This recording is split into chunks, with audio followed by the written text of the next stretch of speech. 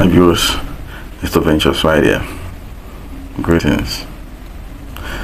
Yeah. Today, noun or momento. I want us to discuss a bit, about gentleman Mike Ejeagha. Yes, he's a living legend, and I give him his flowers. Yes, but if you look at it, it's like for we, okay, that kind of vibes with the language of his folklore, which is the genre of his music or his craft. That is stories with acoustics as in music. You kind of notice one thing. He's equally consistent with his craft. And, what am I trying to say? Part of those things, that teachings that the guy was passing, via his music or via his folklore, that was impacting on ages, trying to shape character into millions of kids of that particular era and the current crop that are matured into adults now. You see that those because of his consistency, his delivery, his efforts, his doggedness, a lot of, despite whatever, his love for his craft, because left for me to say those days that there were no online platforms and all that. These guys, man, they passed through hell. I think I overheard later Onyeka Owenu mention something like this, how a lot of their craft and all that, I don't want to go deep into that, but at least what am I trying to say? They don't receive, their names end up being heard, but they don't receive true value for money. But that's not the topic. The thing there is that regardless of these kind of challenges on the background, because of the love of his craft, this particular gentleman, Mike Ejeagha, he stayed focused, he stayed consistent. He kept on with his delivery, regardless of whatever things, were kind of stopping behind the scenes. I don't think, it would be that easy to see somebody with that kind of doggedness, trudging on without commensurate rewards or something, or let me say instant gratification. He wasn't, cut out for that. He was just focused on, delivering the goods for the greater good of the society, and really it paid off. And you can see in one of the songs, like Wambede Kama, that he sang, you notice that in that particular song he kind of acted like a prophet, because it was like almost whatever thing he voiced there years back, about 40, 30 something years or thereabout, I can't fathom right now, years back, the thing is kind of resonating in his life now.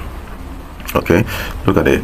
He said, rather than food to accompany me to the world, and then hunger will take me back. It's better that hunger accompanies or ushers the person in, and then food escorts the person home, something like that. I hope you get the point.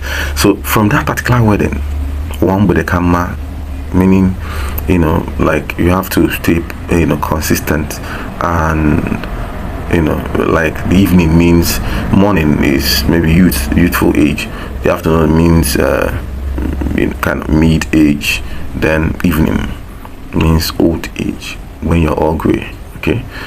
Then Owambode means the third gather,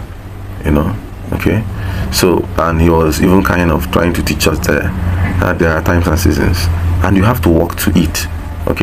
Like those days that you have to, he taught, he through the song, he taught through, he led us through the parts of how to cultivate yam.